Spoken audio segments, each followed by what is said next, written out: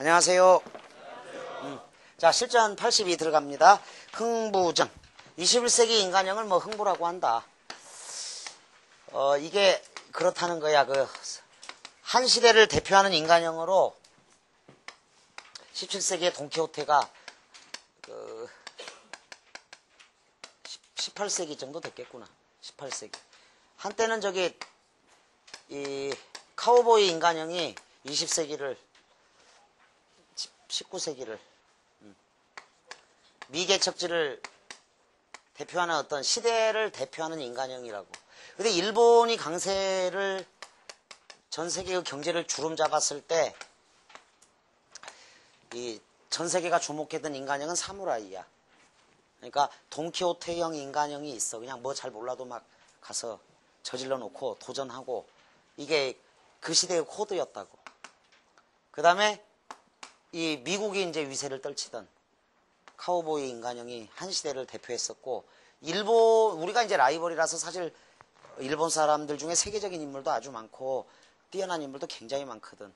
여러분들이 혹시 만화를 보면 닥터 노구찌라는 그런 만화책을 보면 아마 의사가 되고 싶은 마음이 막 저절로 생길 거야. 그게 내가 가르치던 학생 집에 우연히 갔는데 한쪽 면이 전부 다 만화책이어가지고 얘는 그 만화를 모으더라고. 사서 돈 주고 다 이렇게 이 장서로. 그래서 이게 다 뭐냐 그랬더니 저의 취미 생활입니다 뭐 이러대. 그래서 가장 좋았던 게 뭐냐 해서 슬램덩크하고 닥터 노구찌를 추천하더라고. 이제 일본인이긴 한데 선생님이 굉장히 재밌게 읽었어, 닥터 노구찌를. 그래서 학원 그만두고 한의사 될까 막 이 생각도 한 적이 있을 정도로 그런 생각을 했었는데, 하여간 일본인 만화인데 어쨌거나 닥터 노구찌는 여러분들도 꼭 읽어볼 만한 만화야. 그러면 아마 공부가 되게 잘 될 거야. 의대를 가야겠다 이런 생각이 들 수도 있어. 그게 이 사무라이가 돼야겠다. 근데 21세기 인간형으로 대표가 이제 흥부야, 흥부. 그러니까 근데 흥부가 어떤 인간일까? 보통 놀부는 산업화 시대에 맞게 부활을 했어, 확실하게. 여러분들이 이렇게 거리를 가다 보면 놀부 보쌈집도 있고 놀부 갈비집도 있고 해서 놀부는 자립심이 강하고 자기 주관이 뚜렷하고 이렇게 악착같이 돈을 벌잖아. 원래 어떤 사람에게 부자 되는 방법을 알려주세요라고 물었을 때 그 부자가 산으로 끌고 가. 그리고 나무 위로 올려. 그 다음에 나무에 딱 매달려. 그리고 한 손 놓게 해. 그리고 나서 부자 되는 방법은 떨어지면 죽거든. 딱 그 나무를 잡는 그 강렬한 돈에 대한 열망. 놀부가 그런 사람이잖아. 목표를 위해서는 무슨 일이든지 다 하는 게 놀부니까. 그래서 놀부는 확실히 부활했는데 그동안 흥부는 우유부단하고 또 자식을 10명 가까이 낳잖아. 근데 책임을 못 지잖아. 그러니까 무능력하고 이게 눈물 나게 하고 착하기만 하지. 근데 이제 21세기의 인간형으로 이제 흥부를 얘기했을 때 뭐 여러 가지 이유가 있었는데, 어쨌거나 선생님 생각은 이런 게 있어. 너희들이 이과생들이니까 예전에 버리던 거 있잖아. 개나 새우 껍데기 이런 데서 뭐가 나왔어? 키토산이 이게 그러니까 쓸데없는 거잖아. 모래 얼마나 흔해 빠지고 쓸데없는 거냐. 여기서 반도체가 나오거든. 은행나무 잎, 동화책 속이나 있는 것들이잖아. 은행나무 잎. 근데 여기서 나온 게 기넥신이라고. 이게 이제 피를 맑게 해주고 이런 것들이야. 그러니까 기넥신을 복용을 하면 이제 피가 맑게 흐르고 걸러지는 그런 역할을 하는데, 그렇다고 해서 은행나무 잎을 끓여서 먹으면 죽는다. 그냥 바로 가는 거야. 약으로 사 먹어야지. 자, 이제 이게 박이 뭘까? 강남에서 가져온 박이. 자, 이과생들은 요걸 성분 분석을 해봐. 암 치료제나 에이즈 치료제가 나올 수도 있어, 여기서. 그런 생각이 들 때가 있는데, 이게 어떻게 보면 흥부전은 상징적으로 무역을 의미하는 것일 수도 있고, 제비가 물고 온 거니까. 근데 분명히 뭔가 있을 것 같은데, 그래, 쓸모없는 거라고 생각하는 거에서 이 모래알, 거기서 반도체가 나와서 이게 황금이 바뀌잖아. 황금으로 되고 막 이런다고. 새우 껍데기나 개 껍데기는 진짜 쓸모없는 거잖아. 개도 못 먹어, 그거는. 그런데 거기서 키토산 나온 걸 보고 이제 쓸모없는 어떤 것에서 우리가 캐낼 수 있는 것들. 폐차, 자동차에도 그 백금이 있거든. 그래서 폐차장 사장들이 예전에는 그냥 무조건 압력시켜서 버리다가 백금을, 그게 대성 모의고사에 한번 출제된 적이 있지. 그 제시문이 폐 건전지, 폐 이 전자제품에서 수은이나 백금을 뽑아내가지고 그 황금알을 낳는다는 거, 아마 박에 있을 것 같다 이런 생각이 들 때가 있는데, 이 흥부가 사실은 주목받는 인물형이야. 항상 낙천적이고 어떤 절망 속에 빠졌어도 웃음을 잃지 않고, 지금 뭐 어제 성적이 좀 나쁘더라 하더라도 항상 희망을 갖고 열심히 또 앞을 보고 달리고. 자, 놀부 들어가자. 흥부전 80이다. 21세기 인간형으로 주목하는 흥부를 한번 살펴보자. 이런 취지에서 얘기했습니다. 놀부는 화를 벌컥 내면서 이 밥 많이 먹으면 그만 아니요. 아까 그 실전 81 마지막 장면에서 점심 식사 차려드려라. 그 뒤에 이제 생략이 됐고, 하며 냅다 발로 상을 찼어. 놀부답죠. 상발은 부러지고, 종지는 뒹굴고, 접시는 폭삭, 사발은 덜컥, 수저는 땡그랑, 국물은 주르르, 장판방 네 구석에 이리저리 흐르니 흥부 아내가 이러는 말이, 아주버님 들으시오. 이제 시숙인데 불편한 심사 계시거든 사람을 때리시지 밥상을 치십니까? 부러진 상발, 깨어진 그릇, 흐르는 국물, 마른 음식이며 다 주워 담고 걸레와 수건으로 모두 다 씻어대며, 밥이 어떻게 중한 것이기로 밥상을 치셨소? 밥이라 하는 것이 임금님이 드시면 수라요.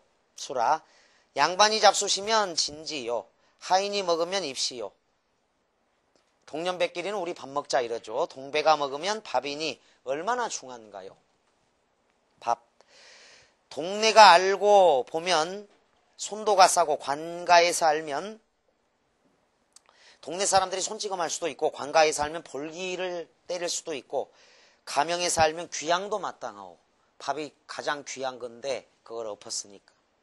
놀부는 코웃음 치며 하는 수작이, 손도를 맞아도 형 대신에 아우가 맞을 것이요, 볼기를 맞아도 형 대신에 아우가 맞을 것이요, 귀양을 가도 아우나 조카놈이 대신 갈 것이니 나는 아무 걱정 없소. 자, 놀부다운 생각이야. 한참 밀었듯 소란할 즈음에 흥부가 들어오더니 제 형에게 공손히 엎드리며, 형님 행차하셨습니까? 하며 한옆으로는 눈물을 떨어뜨리니, 네 통부 보았느냐? 사람의 죽음을 알리는 것 소식 들었느냐? 네 이놈 눈깔 보기 싫다. 흥부는 하인을 불러 분부하되, 큰 생원님 잡수실 것 다시 차려오너라. 놀부놈 떨뜨리고 하는 말이, 이놈 내가 요사이는 밤이슬을 맞는다 하더구나. 이것도 관용어야. 밤이슬을 맞는다. 도둑질을 한다고 하는구나. 그러니까 부자 된 연유는, 부자가 된 이유가 도둑질밖에 없는 거잖아. 갑자기 부자가 됐으니까. 흥부는 어이없다는 듯이 대답하기를, 형님 그 말씀이 웬 말씀이요? 하고 앞 뒷일을 자상히 아뢰니, 이제 요거는 제비다리를 그 부러진 거를 이렇게 싸매줘가지고 일어난 일들을 싹 얘기를 해준 거야. 놀부가 이러는 말이, 아 나도 그렇게 하면 되겠다 싶어서 이제, 그렇다면 내 집 구경을 자세히 하자. 놀부는 말머리를 돌려 중략 뒤에, 그는 그러하거니와 저기 휘황찬란한 장은 이름이 무엇이냐? 흥부가 대답하되, 그것은 화초장이 올시다. 그런 것은 내게 당치 아니하니 내게로 보내어라.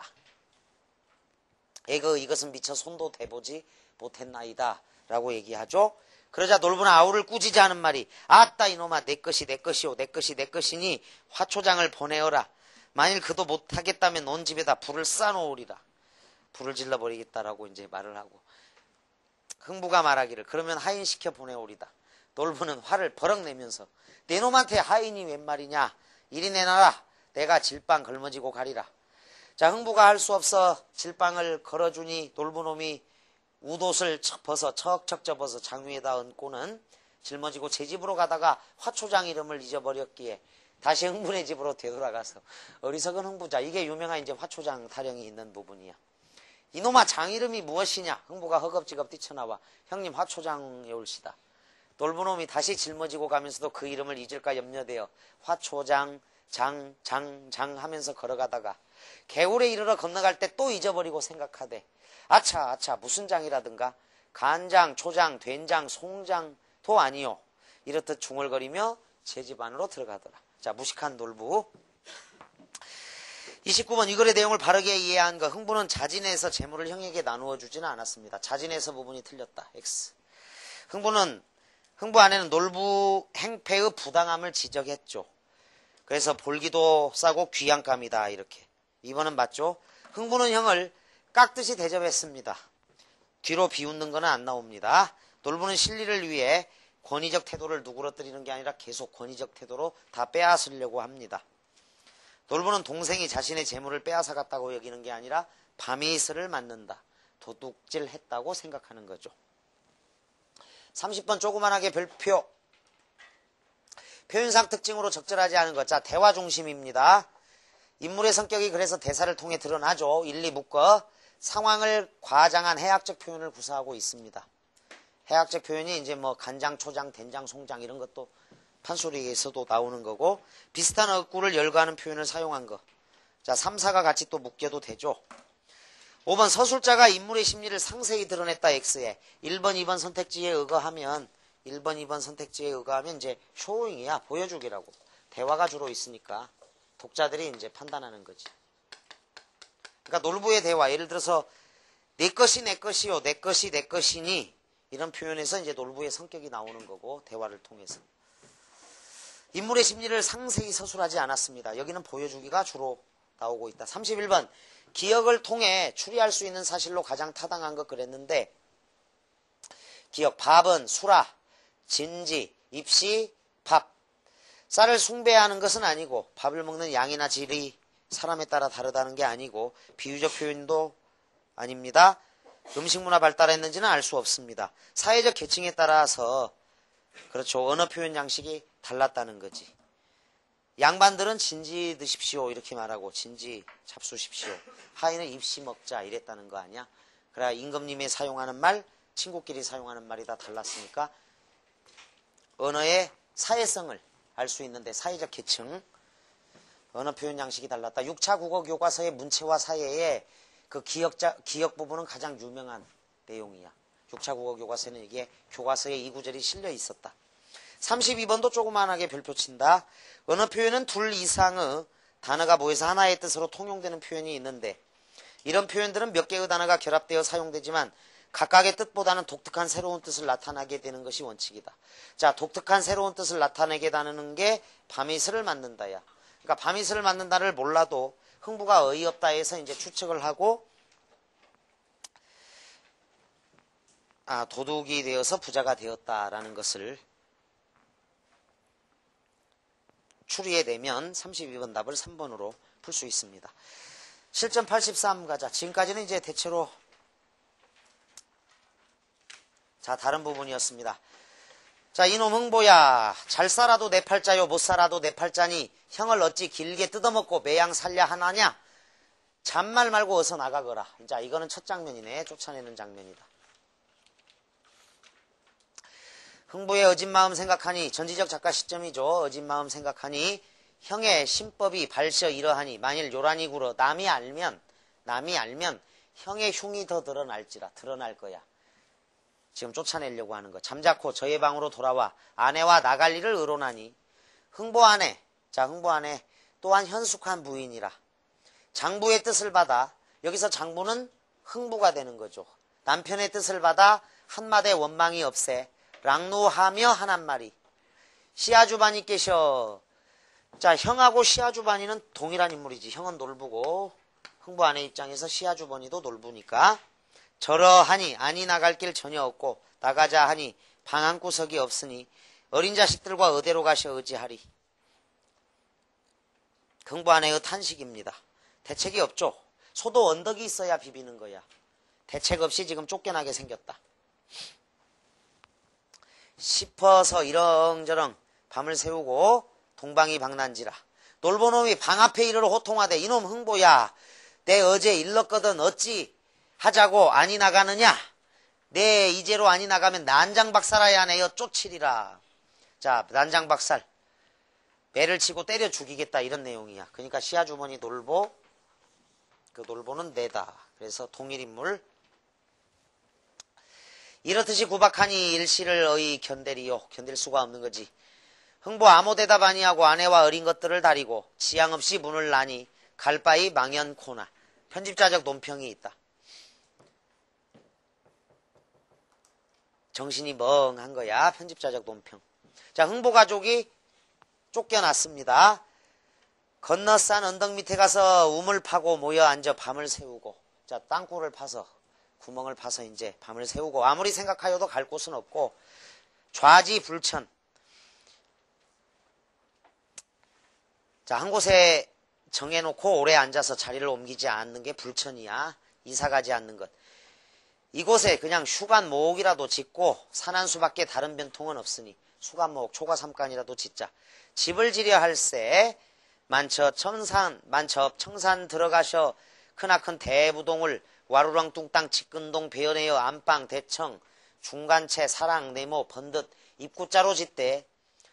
선자 추녀 굽돌이 바리받침 내외분합 물림퇴 살미살창 가로다지 분벽주란. 자, 이게 고대광실이 나오죠. 그러니까 기둥을 세우고 격식을 갖추어서 높은 고대광실이라는 어휘는 알아둔다. 의리의리하게 큰 집을 얘기하는 거고, 이제 이게 수관목, 초려삼간, 초가삼간 정도가 되지. 초가삼간. 고대광실이라는 단어를 알아둬라.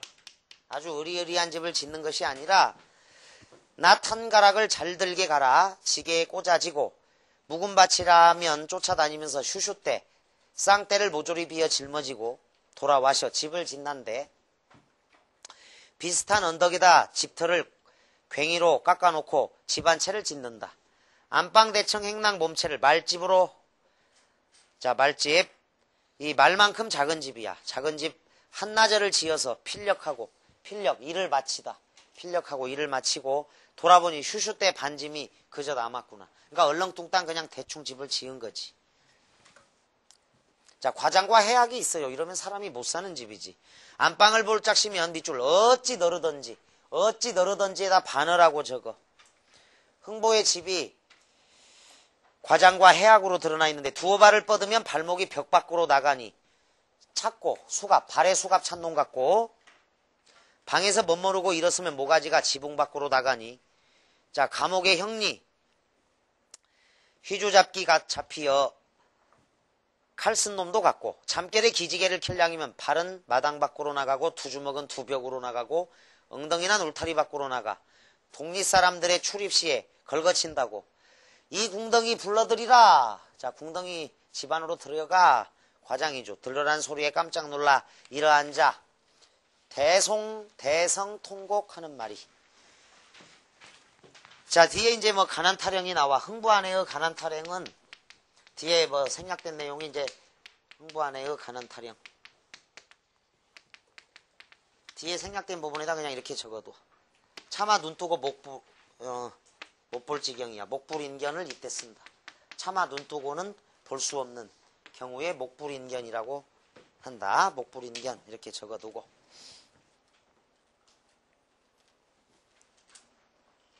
아, 거기 다음 장에 그 실전 84에 나에다가 적어. 나에다가 적어라. 327쪽 실전 84에 나에다가 이걸 적어. 가나니아 원수년의 가나니아 그 부분에다가 잘 살고 못 살기는 묘쓰기에 매였는가. 자, 묘자리에 달려있는가. 북두칠성님이 집자리에 떨어칠 적에 명과 수복을 점지하는 거나 어떤 사람 팔자가 좋아 고대광실 높은 집에 호가사로 잘 사는디. 고대광실 또 나오죠. 인연의 신세는 어찌하여 밑줄 그어봐. 밤낮으로 벌었어도 삼순구식을 할 수가 없어. 삼순구식은 수는 10일이야. 10일. 그러니까 삼수는 30일 동안 9번 먹는 거지. 30일 동안 9번 밥을 먹는 것도 할 수가 없다는 거야. 가장은 부항이 나고 자식들은 아사지경이 되니 굶어 죽게 생겼으니 이것이 모두 다 웬일이냐. 밑줄 차라리 내가 죽을라네 이렇듯이 울음을 우니 자식들도 모두 따라서 우는구나. 이런 장면이 이제 한자성어로 목불인견 이렇게 정리하면 돼. 다시 나달락. 이거는 이제 흥부전의 주제라는 평론 부분입니다. 이렇게 출제될 수도 있으니까 보자. 흥부의 귀속 신분이 양반이든 아니든 서민들은 관계치 않는다. 작품 속의 흥부 신분이 양반이기도 하고 아니하기도 한 것도 이 때문이다. 양반일 때도 있고 아닐 때도 있죠. 반면 놀부의 귀속 신분은 천민으로 서민들과 가깝지만 자 천민 쪽이야. 하는 행동이 무식하고 문맹이고 흥부의 천민에 가까운 그런 사람이지. 이들은 오히려 무한한 거리감을 느낀다. 문제는 자 밑줄 획득신분인 것이다. 획득신분. 부모로부터 물려받은 귀속신분보다 사회에서 스스로 확보한 획득신분이 이 작품에서는 중시되고 있는 것이다. 흥보를 보면 알 수 있죠. 시대 자체가 사람의 지위가 귀천에서가 아니라 빈부에 의해 좌우되는 시대로 변한 것이다. 빈부. 그러니까 이제 조선 후기 생활상이 가장 잘 반영된 작품의 대표로 이 흥부전을 꼽는 거야. 그러므로 수탈당한 흥부는 서민들과 같이 하층민에 속한다. 반면 부를 축적하여 얻은 놀부의 획득주의는 특권층에 속하는 것이다. 곧 서민들과는 대립된다. 밑줄 이제 부자는 상류계층이고 가난한 자는 천민층이다. 서민들은 불의한 방법으로 수탈을 하고 돈을 번 놀부가 박을 통하여 패가망신하자 쾌재를 부른다. 이 서민층이 이제 독자층이 됩니다. 독자층이라고 할 수 있고 이것은 흥부와 처지가 같은 서민층의 놀부류의 특권층에 대한 밑줄 적대의식에서 나왔다. 이제 흥부전의 주제는 분명해졌다. 획득 신분이 더 중요하다라는 거야. 흥부가 이제 양반으로 바뀌어버려 완전히. 그리고 부자가 상류계층이라는 거. 그래서 옛날에는 이 돈을 천시했어. 허생전 그런 작품을 보더라도 선비들은. 그런데 이제 자본주의 시대로의 어떤 시대의 변화가 여기 작품에서 느껴지는 거니까. 33번 별표칩니다. 가에 대한 설명으로 적절하지 않은 것. 1. 부분적으로 운문적 성격인데 이게 판소리 문체가 있다 보니까 그 집 짓는 장면이라든가 이런 데서 볼 수 있죠. 따라서 사사조 이렇게 적어도 사사조의 음수율이 있으면 이건 판소리 문체가 있는 거라고 본다. 이 서술자가 작품 내용에 직접 개입하는 장면이 나오죠. 갈바이 망연 코나 니은 부분에 나오고 일반 서민층의 생활정서를 반영했습니다. 그리고 어려운 한문토 어휘 또 비속어가 뒤섞여 나타나는 게 수감모, 고대광실, 신법, 현숙한 부인 등등. 자, 이중적 언어관이라고 적어. 이 이중적 언어관이 판소리 문학의 특징이다. 그러니까 판소리의 애독자들은 양반층도 있는 거야. 그러니까 춘향전을 통해서 그 절개라든가 이걸 양반들이 받아들이는 거고 서민들은 신분상승 이런 거를 받아들여가지고 잘 조화를 이룬 게 판소리계 소설이야. 한국의 오페라. 33번에 2번에다가 전지적 작가 시점 이렇게 적어두면 될 겁니다. 따라서 33번에 5번 비관적인 인생관을 바탕으로를 엑스해라. 비관적인 인생관이 아니라 긍정적인 해학적인 그런 내용들이 나오는 거죠. 34번도 별표 친다. 가에 밑줄 친 기억에 나타난 흥부의 태도에 대하여 보인 반응으로 가장 적절한 것을 물었는데 남이 알면 형의 흉이 더 드러나. 따라서 형님을 위해서 그냥 말없이 나가는 거죠. 따라서 1번 역시 피는 물보다 진하다는 거야. 거기에다가 팔이 안으로 굽는다 이렇게 적어도 형의 흉이 드러날까봐 걱정해서 우려해서 형을 감싸는 태도를 나타내고 있다. 형을 감싸는 태도. 35번은 장부라고 되어 있는 것만 흥부야. 나머지는 다 놀부다. 쉬운 문제고. 36번 가에 밑줄 친 니은에서 비읍 중 비극적 고난의 희극화.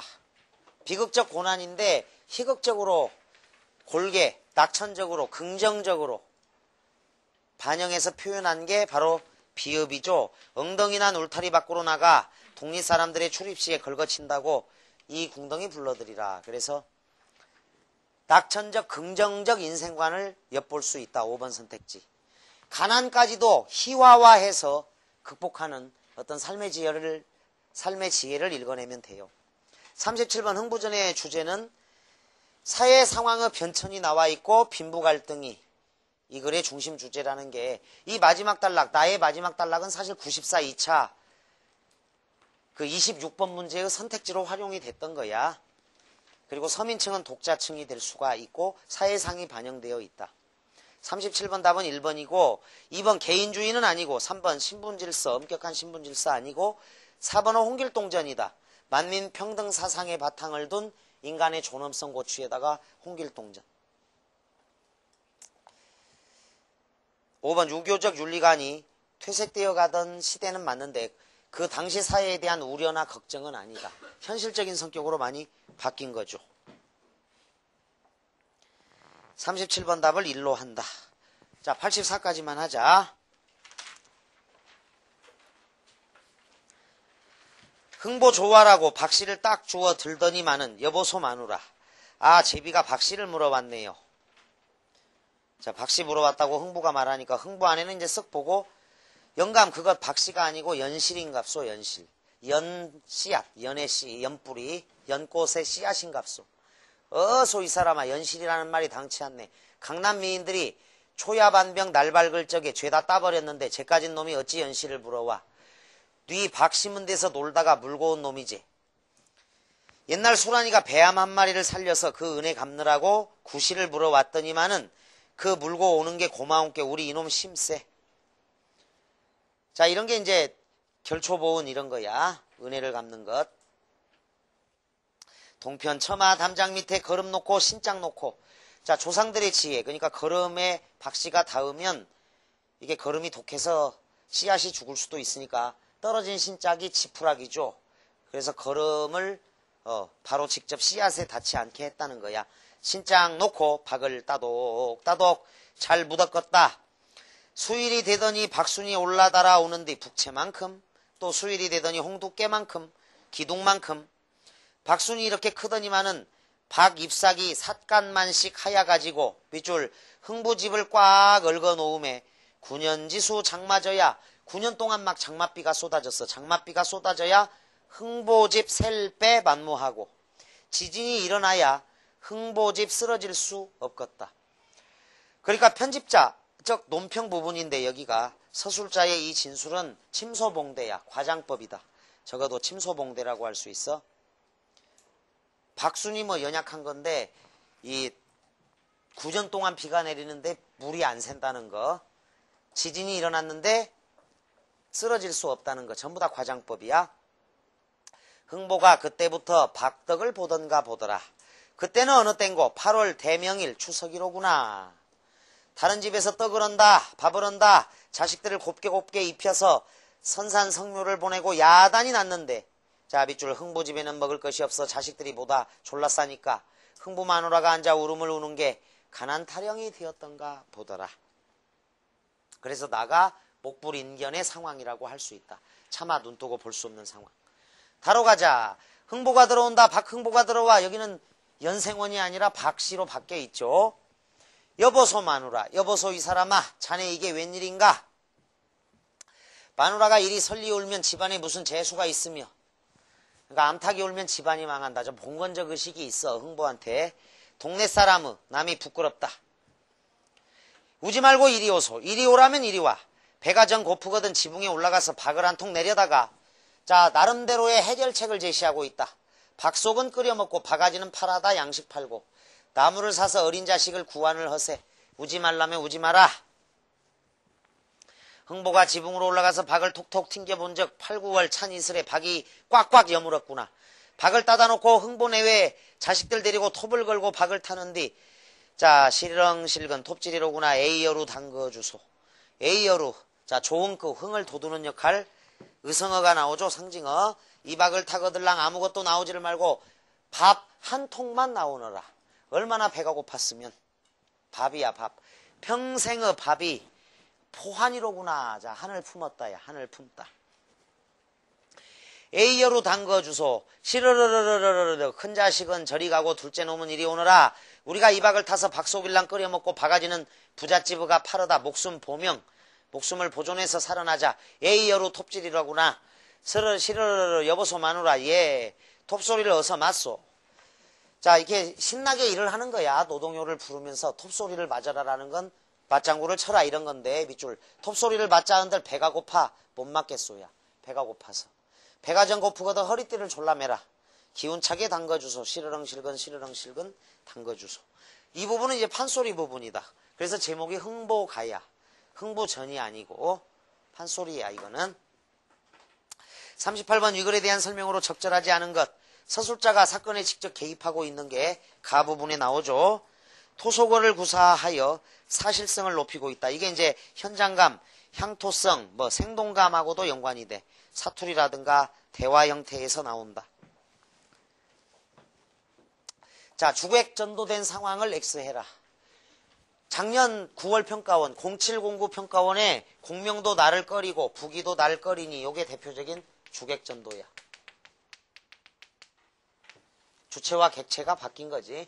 상충곡에서 우리가 봤던 거고 선택지 용어로 나왔으니까 알아둬. 공명도 나를 꺼리고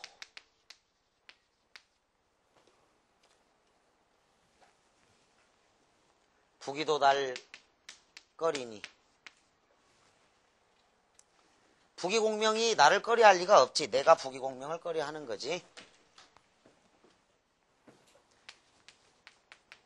자, 가시리에 셔로님 보내옵나니 가시난다 도쇼옵쇼쇼 이런 거야. 님이 떠나니까 사실은 서러움의 주체는 난데 님이 서럽다고 표현했으니까 주객전도가 있는 거지. 이런 게 청산별곡 8년에 조롱꽃 누룩이매와 잡사와니 내 어띠하리 있고 조롱밭꽃 누룩이 강렬하여 나를 유혹하다 이 뜻이야. 조롱밭꽃 누룩이매와 잡사원이. 사실은 내가 술을 마시는 거지. 근데 누룩이 강렬하게 나를 유혹해서 내가 술을 먹었다라고 표현했기 때문에 주객전도의 어떤 그런 상황들이 있어. 주객전도가 아주 많지는 않다. 자, 관동별곡의 영농벽계와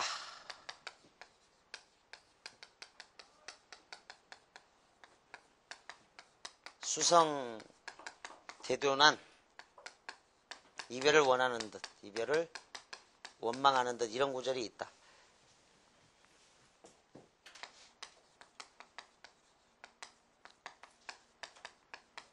영롱하게 흐르는 푸른 시냇물, 여러 아름다운 소리로 오는 새소리가 이별을 원망한다고 했기 때문에 실제로 이별을 원망하는 사람은 송강 자신인데 시냇물하고 새가 이별을 원망한다고 해서 주객 전도의 상황.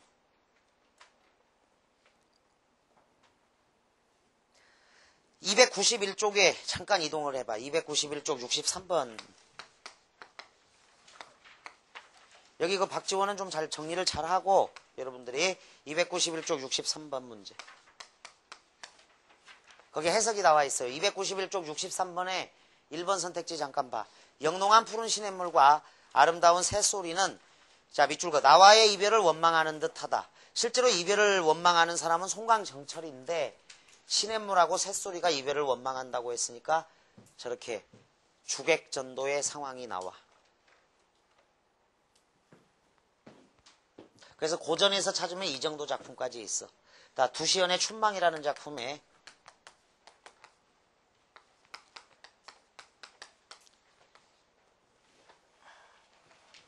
꽃이 눈물을 뿌리게 하고 이런 구절이 나와.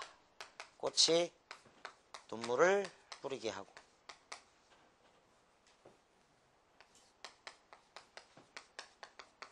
실제로는 내가 눈물을 흘리는 건데 춘망은 이제 고향이 전쟁터야. 그래서 봉화가 석 달을 이었으니 전쟁이 석 달 동안 지속되고 있어. 자연은 그대로야. 이 성 안이 전쟁터라서 사람들은 비참해. 그런데 자연은 그대로라서 꽃을 봤는데 눈물을 흘리게 만들었다. 원래 주체와 객체가 바뀐 상황인데 고전에는 이런 작품, 현대시에는 많이 있어요. 근데 아주 많지는 않고 조지훈의 민들레꽃 이런 시에 있는데 하여간 고전 문학을 뒤져보면 이 정도가 주객전도야. 거의 이게 다니까 정리를 해도. 따라서 이 38번에 전도된 상황을 통해를 엑스하라. 웃음을 유발하고 있다. 뒤에 웃음이 나올 수 있는 장면. 배고픈데도 이제 신나게 박을 타고 있습니다. 신나게. 일상적인 언어 사용, 친근함 있고요. 동일한 어구의 반복. 자, 시르렁, 슬근, 실근, 시르르르 이런데 운율을 형성하고 있다. 그리고 이게 판소리니까 사사조. 이 음수율이 있어서 판소리 문체니까 38번 답을 3으로 정리한다. 39.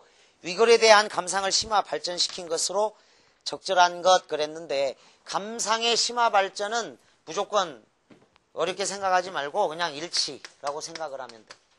일치, 사실적 사고. 여기에서 출발을 하는데 이게 문학작품에서는 이제 감상의 심화 발전으로 나오고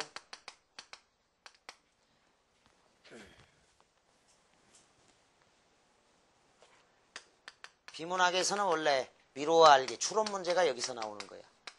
단 기준이 되는 건 제시문의 내용과 일치해야 돼. 이거를 근거로 해서 토대로 해서 정확하게 한 걸음 더 나가는 거야. 이 내용과 일치해야 돼. 그래서 답이 될 수 있는 건 일치하지 않은 경우가 나왔을 때하고 왜곡시켜버릴 때. 완전히 왜곡을 하면 오답이다. 이건 틀린 것이 된다. 자, 나는 상속제도에 대해서 살펴보겠어. 형과 동생의 상속 비율이 얼마나 되는지. 제시문에 없잖아, 전혀. 그러니까 이건 완전 다른 이야기, 엉뚱한 이야기. 즉, 제시문의 내용과 일치하는 데서 출발하는 게 나와줘야 되는데 완전 다른 장면이기 때문에 애초부터 틀린 거야. 그러니까 불일치가 되는 거지. 제시문하고. 2번, 나는 문화적 측면에서 상황을 살펴보겠어. 당시의 놀이문화. 지금 여기 놀고 있는 게 아니라고. 역시 지우고. 정치적 상황하고도 관계가 없다. 지배자, 피지배자하고도. 불일치에서 출발한다. 근데 이 작품을 경제적 측면에서 살펴보겠어. 빈부 차이. 따라서 여기는 지금 가난 타령 이야기가 나오고 가의 마지막 줄이 가난 타령이 되었던가 보더라. 그러니까 빈부격차라든가 그 다음에 옆집에서는 떡을 한다. 새 옷을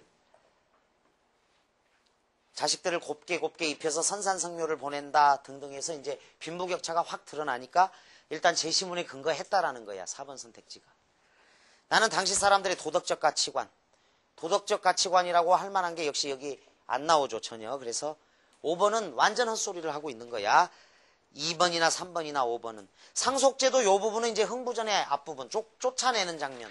즉 실전 83에서 이렇게 쫓아내는 장면에서는 일부 감상의 심화 발전으로 활용될 수 있다. 1번에다가는 뭐 놀부가 쫓아내는 장면. 40번 문제. 위글에 나타나 있는 흥부 아내의 심리인데 자, 가난에 대한 원망이 있는 거죠. 애달픔이 있다. 1번 상자의 말씀 올라가오. 나도 비록 거린이나 오날 우연히 좋은 잔치 만나 배불리 얻어먹고 그저 가기 무미하니. 자, 그래서 배불리 얻어먹은 보답으로 필목종이 빌리시면 차운이나 하울이다. 시 한 수 써드리겠습니다. 뭐 이런 내용이겠죠. 자, 1번 이제 배불리 먹은 거에 대한 어떤 보답적인 입장에서 글을 쓰겠다는 그런 내용이 나오는 거죠. 다음 2번은 이제 자, 한중록이라고 적어라. 해경궁 홍씨의 한중록에서 따온 거다.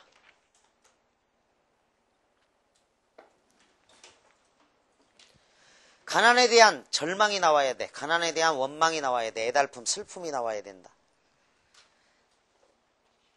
자, 1번 선택지 춘향가 구절이라고 적고 필목 빌려주면 차운이나 하울이다. 그래서 시 한 수 쓰고 가는 내용이고 2번은 자네가 아무거나 무섭고 흉한 사람이로세. 해경궁 홍씨에게 한 말이야. 사도세자가. 자네는 새손 다리고 오래 살려 하기. 내사 오날 나가 죽게 하였기 사예로와 새손의 휘양을 안이 쓰이려 하는 심수를 알게 하였다네. 자, 질책하는 내용. 그러니까 사도세자가 죽기 전에 아내 해경궁 홍씨를 질책하는 내용이야. 꾸짖는 내용이다. 실제로 사도세자가 뒤주에 갇혀서 죽기 전에 영조가 마지막으로 불렀어. 자, 영조의 아들은 사도세자고 사도세자의 아들이 또 있죠. 훗날 정조가 된 사람이지. 정조대왕이 되었는데 영조가 불렀을 때 사도세자가 겨울 방한용 모자가 휘향이야. 자기 걸 쓰고 가면 죽을 것 같으니까 사도세자가 자신의 아들 걸 쓰고 가는 거야. 나이 어린 정조의 휘양을 쓰고 가려고 했었어, 원래 의도가. 그러면 이걸 쓰고 가면 영조가 그 휘양을 보고, 얘를 죽여서는 안 되겠다. 얘도 자식이 있는 경우잖아, 벌써. 그런 의도가 있었는데 해경공홍 씨가 안 된다고 하니까 해경공홍 씨를 혼내는 내용의 장면이야. 이 장면이. 저 뒤에 한중록이 있으니까 거기를 참조하면 돼. 따라서 유명한 구절이야, 2번 선택지. 한중록 이렇게 적고 질책의 내용이다.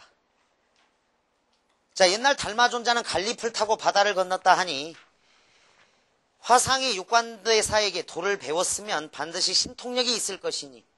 자, 밑줄. 이런 적은 냇물을 건너지 못하여 아녀자와 길을 다투시나뇨. 팔선녀가 성진을 질책하는 내용이다. 구운몽이야.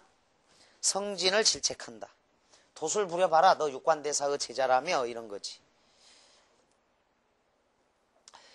4번. 무도한 외왕이 하늘의 뜻을 모르고 우리 조선을 가볍게 여겨 종시 침범코자 하니 그 죄 용서하기 어렵고, 또 임진년 이후로 조선 인문의 사망이, 조선 백성의 사망이 부지기수라.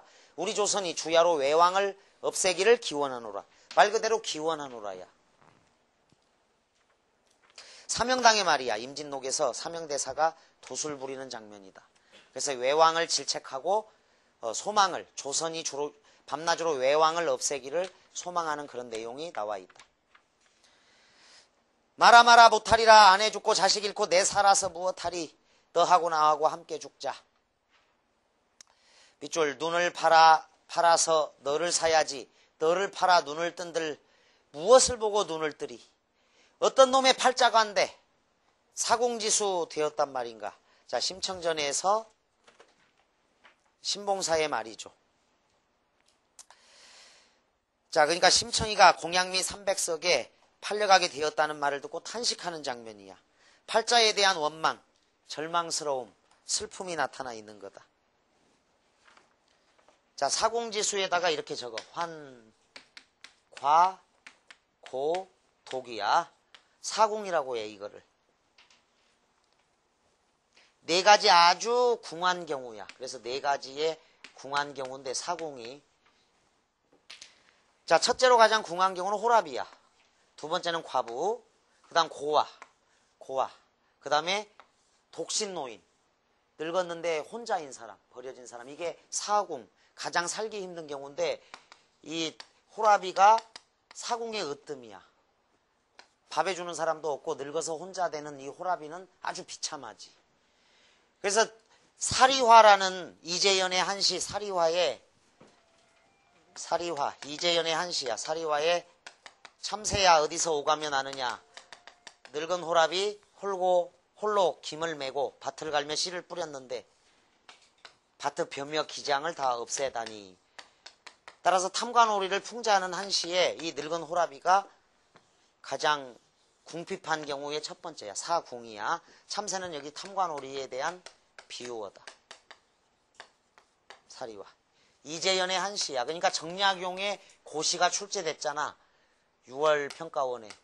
그 계열의 작품이야. 탐관오리 풍자를 다룬 한시야. 이재연의 사리화도 참고로 해두고 사궁의 의미를 알아둔다. 자, 5번이 답입니다. 슬픔, 원망, 탄식, 절망이야. 차라리 내 눈을 팔아서 심청이를 사지 어떻게 심청이를 팔아서 내 눈을 뜨게 하겠느냐라는 이 말이 있고, 신봉사의 아내도 죽었고 딸 자식도 잃고 살아서 무엇하겠느냐, 그런 내용이야. 41번. 나를 판소리로 연창하고자 할 때 가장 적절한 장단인데 나는 가장 슬프죠. 아까 목불인견이라고 했지. 그래서 진양조야. 서정적인 대목에서 많이 쓰이는 가장 느린 곡조의 진양조에다가 가장 슬플 때 이렇게 적어도 슬플 때 진양조다. 1번 중중몰이. 우아해야 돼. 우아한 느낌의 중중몰이. 2번 분주할 때 휘몰이. 빨라야 돼. 3번 중간 빠르기 중몰이. 서술적인 대목. 4. 섬세하고 명랑하고 차분할 때 자진몰인데 이게 이제 우리 학생들 입장에서 글로만 보기 때문에 잘 몰라, 차이점을. 장단의 차이점을. 그런데 꼭 알아둬야 될 건 이 진양조야. 슬프고 서정적인 대목이라고 했는데 가장 느린 곡조. 그러니까 가난이야 원수년의 가난이야. AABA 구조라고 적어. 다에다가. 가난이야, 가난이야. 원수년의 가난이야. 느리게 해줘야 돼. 이 가난 타령은 아주 비통하고 슬프고 목불인견의 상황 이렇게 적어두면 되겠습니다. 자, 그래서 여기 D시간은 흥부전 세 꼭지를 했다.